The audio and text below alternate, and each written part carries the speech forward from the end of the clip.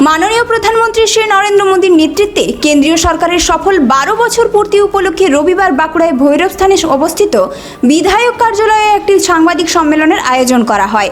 এই সাংবাদিক সম্মেলনে উপস্থিত ছিলেন বাঁকুড়ার বিধায়ক এবং শালতোড়ার বিধায়ক। সাংবাদিক সম্মেলনে মূল বক্তব্য রাখেন বিধায়ক নীলাদ্রি শেখর দানা।